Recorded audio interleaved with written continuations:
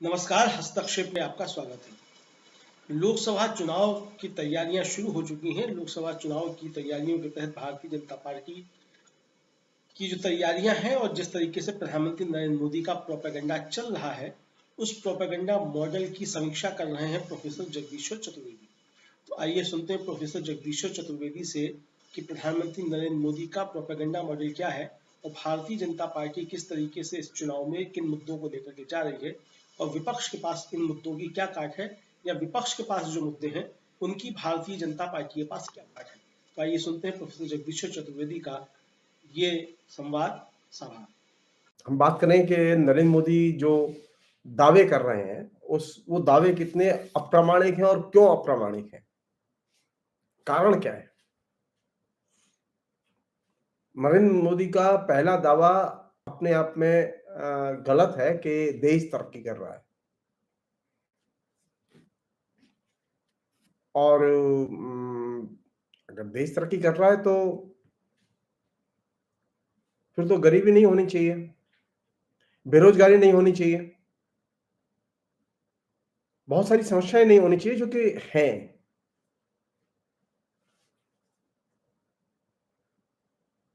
सवाल यह है कि नरेंद्र मोदी जो इस तरह के फेक दावे कर रहे हैं, वे क्यों कर रहे हैं,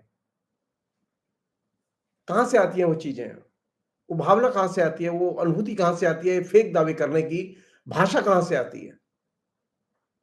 असल में नरेंद्र मोदी ने जो चीज विकसित की है वो ये है कि उन्होंने अपनी बातों को प्रामाणिक बनाने के लिए फेक लैंग्वेज का इस्तेमाल किया है, और ये वो कहते हैं कि ये बहुत ही प्रामाणिक भाषा है उनकी, लेकिन वो जानते हैं कि वो झूठ बोल रहे हैं।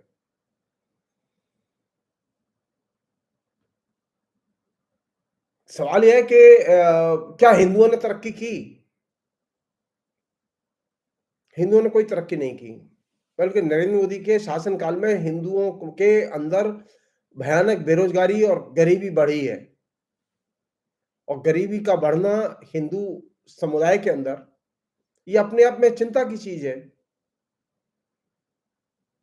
नरेंद्र मोदी के हिंदू समुदाय की चिंता है ना, मारिए गोली बाकी समुदायों को।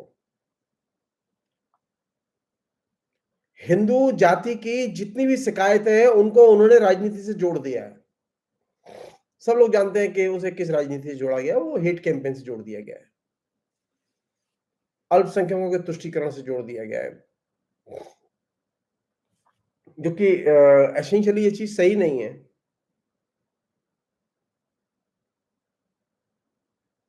नरेंद्र मोदी जब ऑथेंटिक या प्रामाणिक फेक लैंग्वेज बोलते हैं, जैसा कि वो बोलते रहे पिछले 10 साल से, तो उसने एक फायदा ये किया है कि हिंदुत्व में तो उन्होंने मोबिलाइजेशन किया ही है, हिंदुओं को मोबिलाइज तो किया ही है, उन्होंने अपनी बहुत सारी जो प्रोपेगेंडा है उसके इर्द गिर्द लोगों को गोलबंद कर लिया है। लोग विश्वास करने लगे हैं। लोग ये सोचते ही नहीं है कि नरेंद्र मोदी जो भाषा बोल रहे हैं वो झूठी भाषा है, फेक लैंग्वेज है, वो रियल लैंग्वेज नहीं है।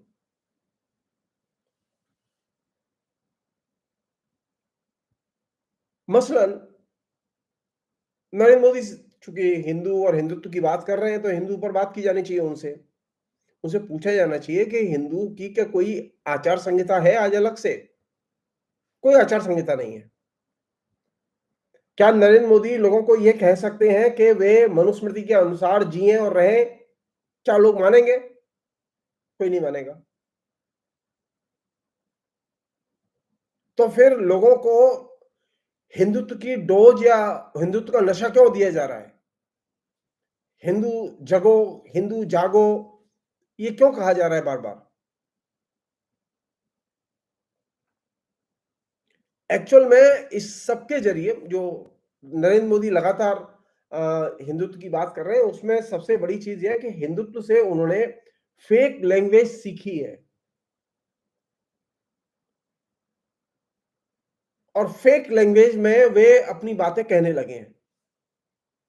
और इस फेक लैंग्वेज का सबसे बड़ा जो साइड इफेक्ट होता है वो ये होता है कि आम लोगों में संकीर्णतावाद पैदा होता है। तो नरेंद्र मोदी का 10 साल का सबसे बड़ा कंट्रीब्यूशन है फेक लैंग्वेज और संकीर्णतावाद।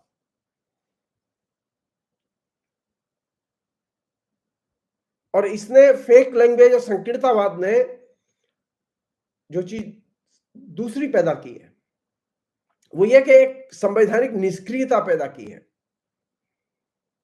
और संविधान के दुरुपयोग की संभावनाएं इसने प्रबल की हैं। नरेंद्र मोदी के शासन में संविधान का जितना दुरुपयोग हुआ है और संवैधानिक निष्क्रियता जिस तरह से बढ़ी है वो अपने आप में चिंता की चीज है और इसको नरेंद्र मोदी ने प्रामाणिक फेक लैंग्वेज के जरिए ढकने की कोशिश की। हम काम कर रहे हैं, हम काम कर रहे हैं, हम डेवलपमेंट कर रहे हैं, हम सड़कें बना रहे हैं, हम वगैरह वगैरह ये काम कर रहे हैं। एक्चुअल में वो काम नहीं कर रहे हैं, वो सिर्फ फेक लैंग्वेज बोल रहे हैं और फेक लैंग्वेज बोल के वो आम जनता के अधिकारों पर, हकों पर, संपत्ति पर हमले बोल रहे हैं। वो जिन पर हमले बोल रहे हैं उनमें मजदूर भी आते हैं, उसमें किसान भी आते हैं, उसमें नौजवान भी आते हैं, उसमें हाउसवाइफ भी आती हैं, उसमें बच्चे भी आते हैं। इसका परिणाम यह निकला है कि समाज में पिछले 10 साल में बड़ी संख्या में संकीर्णतावाद पैदा हुआ है और संकीर्णतावाद ने एक नई चुनौती दी है इस समाज को। इसको गंभीरता से लेने की जरूरत है। एक लिबरल सोसाइटी को एक कंजर्वेटिव सोसाइटी में कन्वर्ट कर दिया गया है और ये बहुत बड़ा जिसे कहें कि अपराध है। एक अन्य चीज है जो कि नरेंद्र मोदी ने विकसित की है वो ये कि उन्होंने इस पूरे प्रसंग में एक काम तो किया है उन्होंने कि लोगों को प्रोपेगेंडा का आदी बना दिया है। अब लोग नरेंद्र मोदी के प्रोपेगेंडा बिना जी नहीं सकते। एडिक्शन है, जैसे वो अफीम जी को एडिक्शन हो जाता है कि तो जिन्हें अब बीजेपी के मीडिया सेल की पोस्ट खाने की आदत है, पोस्ट पढ़ने की आदत है, पोस्ट पढ़ के उसे सर्कुलेट करने की आदत है, वो एक ऐसी हैबिट बन गई है कि अब उसने एक अलग-अलग स्तर पर अपने एडिक्ट पैदा कर दिए हैं और प्रोपेगेंडा का इम्पैक्ट तो दिखाई दे ही रहा है। इसे नजरअंदाज नहीं कर सकते हम लोग। हम ये नहीं कह सकते नरेंद्र मोदी के प्रोपेगेंडा का कोई असर नहीं, असर है। तो प्रोपेगेंडा का असर होता है, ये चीज नरेंद्र मोदी ने बहुत ही ऑथेंटिकली कम्युनिकेट कर दी है। प्रभाव को कम्युनिकेट करने में नरेंद्र मोदी ने कोई बेईमानी नहीं की है। दूसरा काम उन्होंने क्या किया है इस पूरे प्रोपेगेंडा के जरिए? पहले क्या था, खबरें आती थी और खबरें चलती थी, खबरों के जरिए सूचनाएं चलती थी। अब क्या स्टोरी चलती है। सो प्रोपेगेंडा में स्टोरी का महत्व और ये स्टोरियां एक तरह से झूठ के दस्तावेज के तौर पर पेश की जा रही।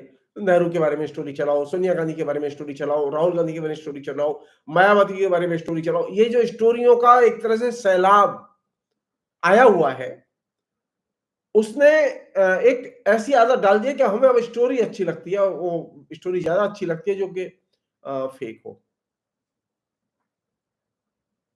कायदे से स्टोरियों के बाहर निकल के देखने की जरूरत है।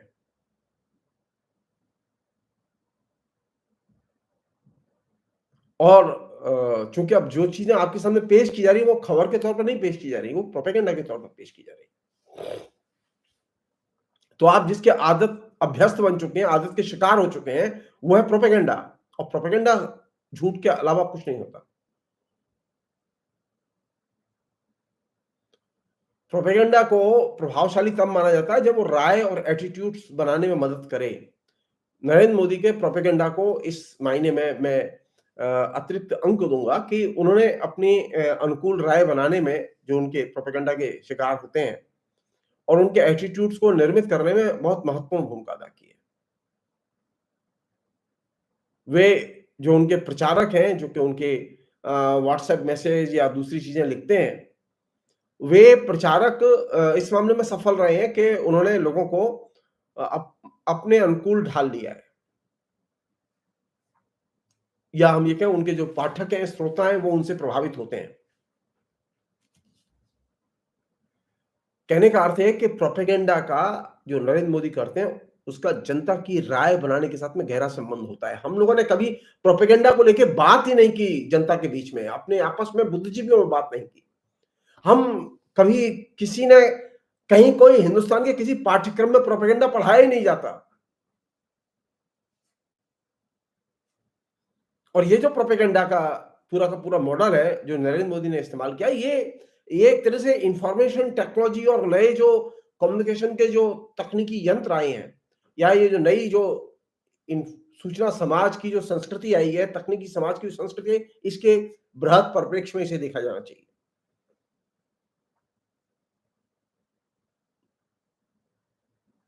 नरेंद्र मोदी से पूछो कि राशन की समस्या कैसे दूर करोगे, तो कहेंगे अच्छा एक काम करते हैं, सबको ऑनलाइन कर देते हैं।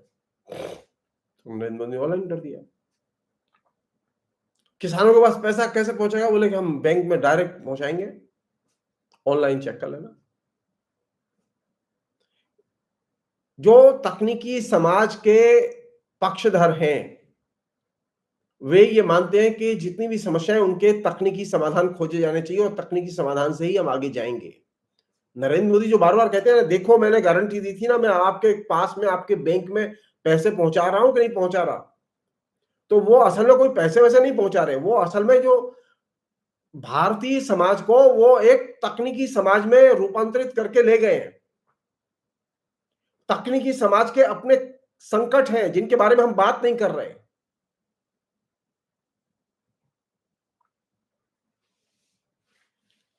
तकनीकी समाज में एक बहुत महत्वपूर्ण चीज है जो कि प्रोपेगेंडा के साथ जब वो आती है, तो जिसे हम लोग कहते हैं कलेक्शन ऑफ गिमिक्स, जो जादू है या जो कम गंभीर या नॉन सीरियस किस्म की जो चीजें हैं, उनका ज्यादा आदान प्रदान, उसका ज्यादा संचार, और जो वायदे किए जाते हैं उनका कम से कम पालन किया जाता है। सो नया जो तकनीकी समाज जिस पर के नरेंद्र मोदी की पूरी सरकार टिकी हुई है, वो किसका खेल है? Collection of gimmicks. तो कलेक्शन ऑफ गिमिक्स में अगर आप जाएंगे तो वहां तो कोई वायदा पूरा ही नहीं होता। तो नरेंद्र मोदी ने ऑनेस्टली इस बार एक चीज किया कि उन्होंने कोई वायदा नहीं किया। पहले जो वायदे किए थे उसमें उन्होंने कह दिया साहब के वो तो वैसे ही था, हमने कोई वायदा नहीं किया। तो वे व्यक्तिगत आकांक्षाओं को उभारते हैं और व्यक्तिगत आकांक्षाओं को उभार के अप्रत्यक्ष तौर पर जो व्यक्ति को अपने साथ जोड़ लेते हैं और वो डायरेक्ट उनके साथ एक्टिव भी हो जाता है। और इस काम के लिए नरेंद्र मोदी बहुत कम इन्वेस्टमेंट कर रहे हैं, बहुत कम कौशल का इस्तेमाल कर रहे हैं, लेकिन लोगों को जोड़ने में सफल हो गए।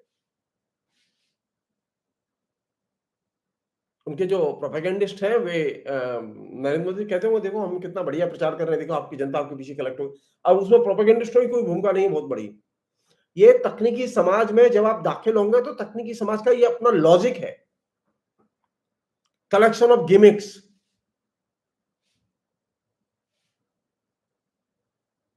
नॉन सीरियस,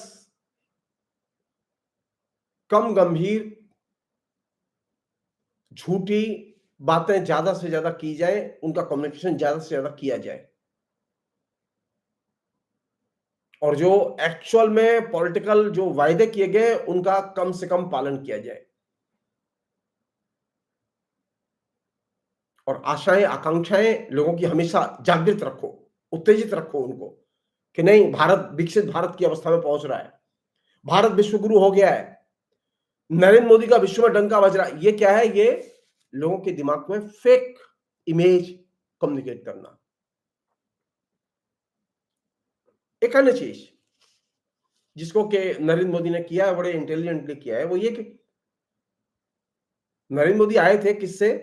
आरएसएस की बैकग्राउंड से। वो आरएसएस के एजेंडे को लागू कर रहे हैं। लेकिन नरेंद्र मोदी ने काम क्या किया? नरेंद्र मोदी ने काम यह किया कि जो उनके जो तमाम चंटू मंटू जो व्हाट्सएप यूनिवर्सिटी के जरिए काम करते हैं, उन्होंने हर चीज को पॉलिटिकल बना दिया। उनका हर मैसेज पॉलिटिकल होता है और इस तरह से उन्होंने एक पॉलिटिकल परिवेश की सृष्टि की है। तो अब जो लोग मैसेज पढ़ते थे, कहते थे हम राजनीति में दिलचस्पी नहीं होती, वे लोग भी अब मैसेज पढ़ते हैं उनके। तो नरेंद्र मोदी ने एक नई चीज पैदा की है कि उन्होंने राजनीति पर बातें करना, राजनीति से निष्क्रिय रहना और राजनीति में ही जीना। नरेंद्र मोदी के भक्त हैं, उसके अलावा दूसरे किसी के भक्त नहीं हो सकते, जिसे हम लोग कहते हैं अंधभक्त। तो ये जो कल्चर पैदा की, ये कल्चर फेक कल्चर है। इसका राजनीति से कम फेक जो लैंग्वेज है, फेक जो एटीट्यूड्स है, फेक जो पॉलिटिक्स है, उससे ज्यादा संबंध है। कहने का मतलब यह कि नरेंद्र मोदी ने जो सबसे महत्वपूर्ण रत्न हिंदुस्तान को दिया, वो क्या? फेक बहुत मूल्यवान है। नरेंद्र मोदी के प्रोपेगेंडा की धुरी है ये फेक। और फेक के चक्कर में डिपेंड करता है कि आप फेक किस साइज में, कितने सिलसिले के साथ में, किस क्रमबद्धता के साथ में उसे पेश करते हैं। लेकिन ऐसी खबरें जो कि घटिया खबरें हैं, ऐसी सूचनाएं जो अर्थहीन हैं, ऐसी सूचनाएं जो गैर जरूरी हैं और लोगों के फैसलों को प्रभावित कर सकती हैं, उनको ज्यादा से ज्यादा कम्युनिकेट किया जाए। एक अन्य चीज जो प्रोपेगेंडा के जरिए नरेंद्र मोदी ने क्रिएट की, आपको लगता है कि नरेंद्र मोदी आपके बीच में अब गारंटी लेकर आए, कोई वायदा पूरा करने के लिए आए हैं या कोई वायदा पूरा कर चुके हैं? नहीं। नरेंद्र मोदी अपने प्रत्येक कैंपेन के जरिए, प्रत्येक विज्ञापन के जरिए, प्रत्येक भाषण के जरिए, प्रत्येक पब्लिक रैली के जरिए सिर्फ एक चीज लेकर आपके बीच में आए, जिसे हम लोग कहते हैं फोटो और टीवी इमेज, और उसके साथ जुड़ा हुआ प्रोपेगेंडा। और इन तीनों के जरिए, यानी फोटो, टीवी इमेज और प्रोपेगेंडा, इन तीनों के जरिए वे सिर्फ कोई गारंटी नहीं देते, वो सिर्फ एक गारंटी देते हैं, प्रोपेगेंडा की गारंटी। वे अपना प्रोपेगेंडा करते हैं। तो उनका जो प्रमुख औजार है वो क्या है? टीवी और साइबर इमेज प्रस्तुत करना और प्रचार करना, इसकी गारंटी है। इसके अलावा किसी चीज की गारंटी नहीं है। और इसमें जो मॉडल है जिसको कि नरेंद्र मोदी ने इस्तेमाल किया बहुत ही इंटेलिजेंटली, वो ये कि मैं सही और विपक्ष गलत। मैं सही और विपक्ष गलत, ये मॉडल के आधार पर सारी सूचनाएं, सारी इमेज, सारे मैसेज, सारे भाषण वो कम्युनिकेट किए जा रहे हैं। और मैं सही और वो गलत के आधार पर वे अपने को चैंपियन घोषित कर रहे हैं। तो अगर मुझे नरेंद्र मोदी को देखना होगा तो कहां देखूंगा मैं? नरेंद्र मोदी को देखने के लिए जरूरी है कि नरेंद्र मोदी को टीवी की इमेज और साइबर की इमेज के बाहर निकल के यथार्थ में देखा जाना चाहिए।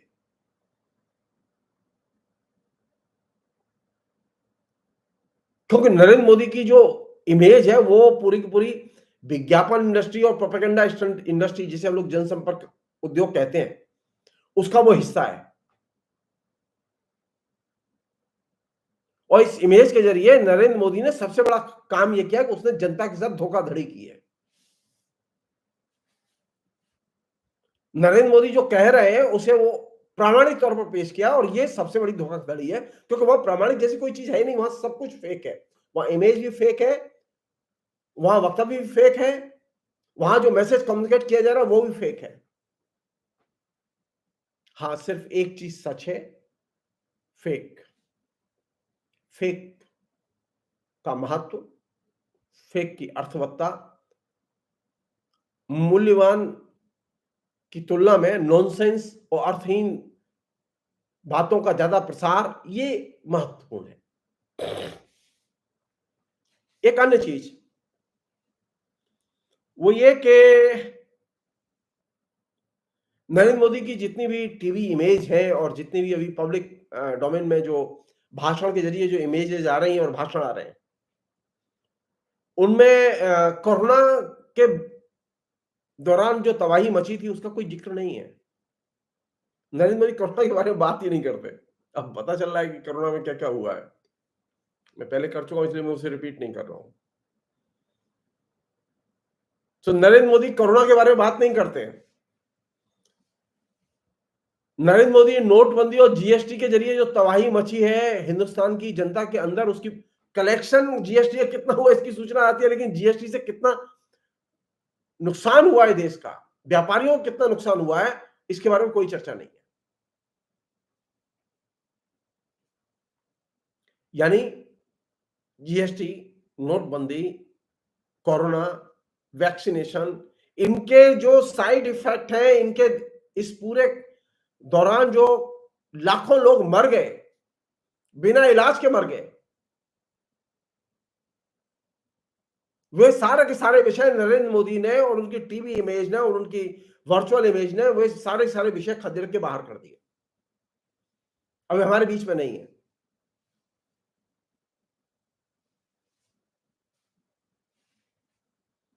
कश्मीर में 370 खाली नाम के लिए आता है, 370 हटाई, 370, अरे 370 तो हटाई, जरा कश्मीर भी तो दिखा दो कि कश्मीर में हालत क्या है।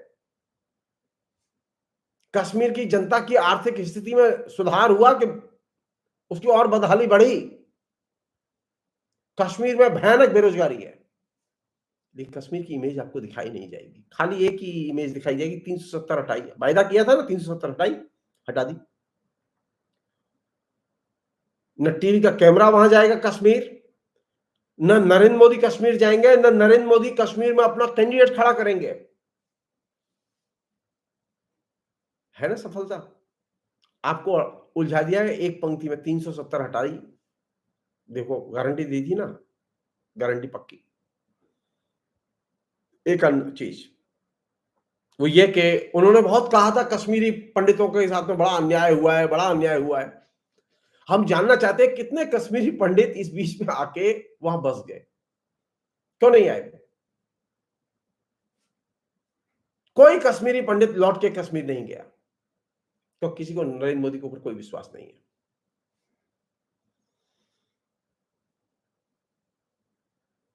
और जो अव्यवस्था और अराजकता का और खस्ता हाल अर्थव्यवस्था की स्थिति है हिंदी भाषी क्षेत्र में, दूर दूर तक के इलाकों में, उसके बारे में तो बात करना ही अपने आप में मतलब एक तरह से बेकार हो गया, क्योंकि उसमें कोई बात ही नहीं है। अब तो सिर्फ राम जी।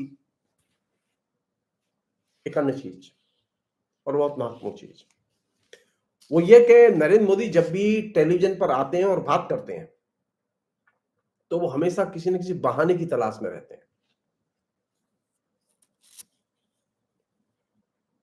और जब कोई अपनी असफलता आती है उनकी, या कोई कहीं कोई घटना घटी है उत्पीड़न की, तो जो पीड़ित है उसी को इसके लिए जिम्मेदार ठहराते हैं। नरेंद्र मोदी अपनी कोई जिम्मेदारी नहीं लेते। हाँ, नरेंद्र मोदी ने एक काम किया है 10 साल में, बहुत ही खतरनाक काम किया है, जिसकी वजह से उन्हें डिक्टेटर कहा जाता है। वो ये कि उन्होंने सरकारी मशीनरी का टेरर पैदा करने के लिए, आतंक पैदा करने के लिए, लोगों का दमन करने के लिए इस्तेमाल किया है।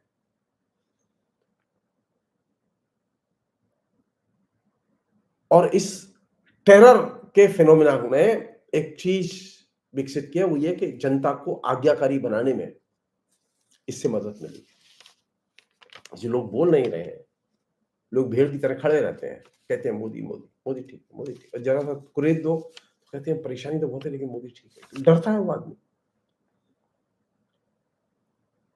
तो टेरर की टैक्टिक्स का विपक्ष के नेताओं पर, आम लोगों पर जिस तरह से इस्तेमाल किया गया, उसने साधारण जनता के बीच में आतंक पैदा किया है, भय पैदा किया है, उसे आज्ञाकारी बनाया है।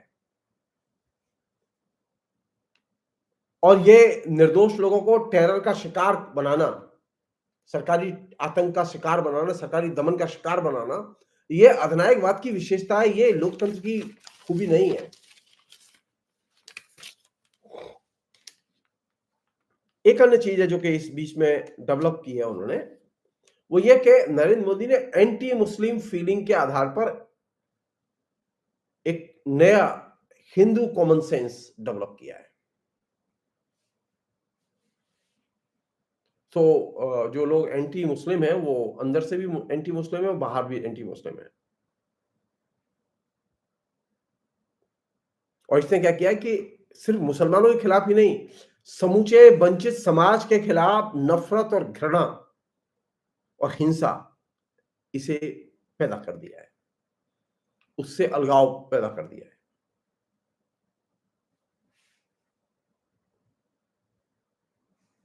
आखिरी चीज, वो जब हिंदू कॉमन सेंस बनाते हैं नरेंद्र मोदी, तो वे हिंदू धर्म के किसी मूल्य की चर्चा नहीं करते। वो खाली इवेंट की तरह, उत्सव की तरह, एक भव्य उत्सव की तरह उसे बनाते हैं।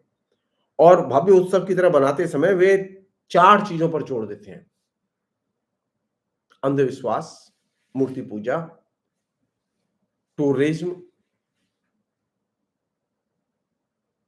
और उपभोग, कंज्यूमरिज्म। और इनके जरिए वे एक ऐसा हिंदू बनाना चाहते हैं जिसका हिंदू धर्म की परंपरा और उसके स्वस्थ विकसित मूल्यों से कोई लेना देना नहीं है। और ये काम उन्होंने बहुत ही सचेत रूप से किया, और इस तरह उन्होंने ये जो एक अच्छे हिंदू का धर्म है, उस धर्म को भी पूरा नहीं किया, बल्कि उन्होंने एक अच्छे विध्वंसक के धर्म को पूरा किया है। उनके प्रोपेगेंडा ने एक अच्छा विध्वंस किया है। वो विध्वंस ये है कि लोग अपने जीवन मूल्यों से, अपने मानवीय बोध से कट गए। लोगों के अंदर एक दूसरे के प्रति नफरत और हिंसा, इसका विकास हुआ। और ये चीज जो है, ये अपने आप में कैसे आई? परसुएशन के जरिए, मैसेजिंग के जरिए। मैसेजिंग जो है वो परसुएशन का हिस्सा है। तो नरेंद्र मोदी ने परसुएशन के जरिए आपकी बुद्धि का और आपके यथार्थ का मैनिपुलेशन किया और आपको सत्य से दूर खदेड़ के खड़ा कर दिया। अब आपको सत्य अच्छा नहीं लगता, आपको तर्क अच्छे नहीं लगते, आपको प्रमाण अच्छे नहीं लगते, और इसके चलते आप जिस चीज से प्यार करने लगे वो है झूठ, अमानवीयता, वायलेंस, फेक स्टोरियां, झूठी इमेज। नरेंद्र मोदी जो कर रहे हैं वो सही कर रहे हैं। ये जो चीज है, इसने एक ऐसा पैराडाइम विकसित किया, एक ऐसा आइडियोलॉजिकल परिवेश विकसित किया है जो कि नरेंद्र मोदी के अप्रामाणिक व्यक्तित्व को उजागर करता है। और इसमें जो सबसे बड़ी कैजुअलिटी है वो किसकी है? यथार्थ की। दूसरी बड़ी कैजुअलिटी किसकी है? सत्य की। और तीसरी बड़ी कैजुअलिटी है प्रामाणिक भाषा की और प्रामाणिक जीवन की। ये 3 बड़ी कैजुअलिटी नरेंद्र मोदी ने हमको दी है। आपकी जिम्मेदारी बनती है कि अगर आप इस देश को और इसके लोकतंत्र को बचाना चाहते हैं तो आप उठकर खड़े होइए, नरेंद्र मोदी के खिलाफ में, बीजेपी के खिलाफ में हर कॉन्स्टिट्यूएंसी में वोट कीजिए और उनके प्रत्येक उम्मीदवार को हराइए। फिलहाल इतना ही। बहुत बहुत आशा है ये कार्यक्रम आपको पसंद आया होगा। इस वीडियो को ज्यादा से ज्यादा शेयर करें, लाइक करें और कमेंट करके बताएं आपकी राय क्या है। और अगर आपने हमारा यूट्यूब चैनल अभी तक सब्सक्राइब नहीं किया है तो तुरंत इसको सब्सक्राइब कर लीजिए और बेल आइकन भी दबा दीजिएगा ताकि अगली जब वीडियो अपलोड हो तो आपके पास इसका नोटिफिकेशन पहुंच सके।